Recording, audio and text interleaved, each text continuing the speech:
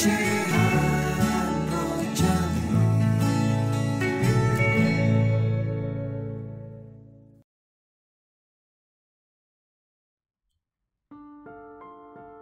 Halo, ketemu lagi dengan Rojali.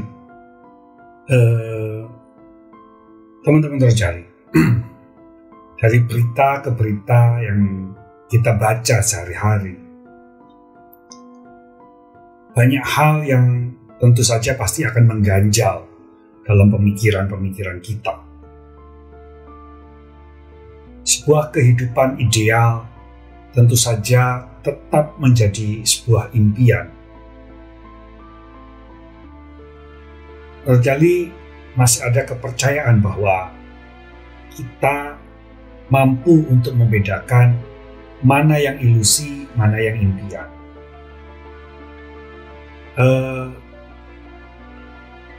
Dan pergerakan untuk mencapai itu tentu saja dibutuhkan keberanian-keberanian dari masing-masing orang yang masih percaya dalam kehidupan ini dan percaya bahwa dirinya adalah manusia.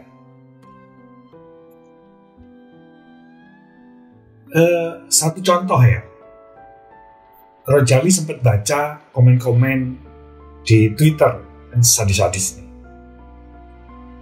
Ada satu komen yang menarik, yaitu sebuah istilah yang namanya miskinnya moralitas. Rojali akan melihat dari satu sudut pandang tertentu, yaitu dari sudut pandang karyawan.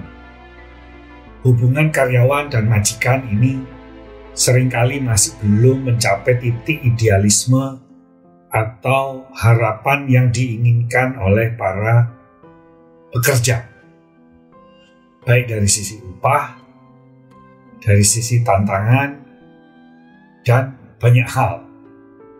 Dari upah, maka apakah struktur upah yang harus dilaporkan kepada Dinas Ketenagakerjaan atau Kementerian Ketenagakerjaan ini hanya dikumpulkan untuk sebagai sebuah catatan atau untuk dilakukan pengawasan yang melekat. Jujur, Rojali akan selalu berupaya semampu yang Rojali bisa sampai di mana pengawas ketenagakerjaan ini, baik untuk karyawan maupun untuk pemberi kerja, ini sampai pada sebuah parameter, yaitu kepuasan pelanggan. Kepuasan pelanggan ini ya tentu saja baik karyawan maupun si pengusaha, walaupun dua-duanya bentrokan, tetapi dengan metode matematis dan statistik tertentu, pasti orang-orang pintar itu yang banyak berkoar kayak Rojali, yang seolah-olah pakai data dan menjelaskan dengan cara yang jauh lebih pintar dari Rojali, tampaknya itu juga nggak banyak memberikan sebuah dorongan, nggak banyak, bahkan jarang sekali yang mengupas permasalahan-permasalahan dan solusi yang terjadi justru di bangsa kita sendiri. Terlalu banyak yang bercerita tentang masa lalu di negara lain, tentang sebuah kisah di negara-negara yang jauh lebih maju. Walaupun hal itu baik untuk pengetahuan, tetapi bagaimana mendorong untuk dapat diimplementasikan di bangsa kita sendiri, ini kok ya belum. Biasanya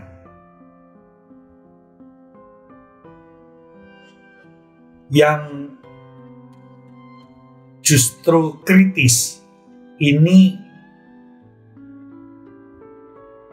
kurang audiens, kurang penonton, kurang subscriber.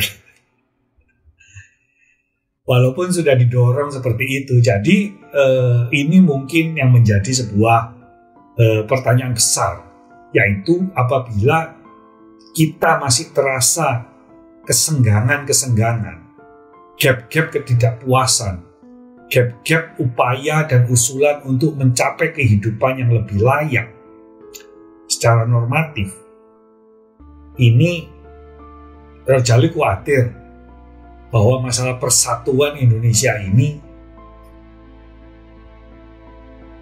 ya perlu disikapi dengan lebih baik lagi dari sisi individu, sisi kelompok kecil, sampai menjadi sebuah kelompok yang lebih besar lagi, yang memiliki hasil guna, daya dorong, dan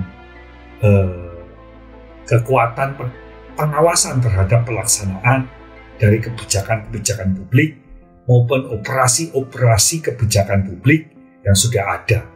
Jangan sampai ada sebuah istilah pinter jago bikin aturan, tapi sama sekali tidak pinter untuk melakukan atau melaksanakan operasi pengawasan beserta tindakan-tindakan sanksi yang harus diberikan.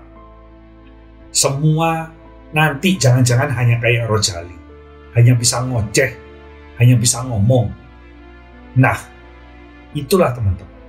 Sehingga kalau itu tadi Rojali banyak berbicara masalah pentingnya kita untuk lebih banyak melakukan sesuatu yang mendorong untuk kegiatan-kegiatan operasi pengawasan ketenagakerjaan misalnya, ini menjadi sangat penting. Karena apa? Sebuah fakta bahwa perusahaan-perusahaan tempat kita bekerja tentu masih ada yang masih semau gue, yang masih merasa mereka adalah dewa, yang merasa bahwa belum menyetarakan antara kepentingan pekerja dan kepentingan perusahaan. Sampai di sini dulu. Mohon maaf kalau ada kata-kata yang salah. Mohon komen di bawah ini dan subscribe tentunya ya. Sambil ketika mensubscribe, berikan masukan-masukan yang membangun. Sampai ketemu lagi. Salam Rojali.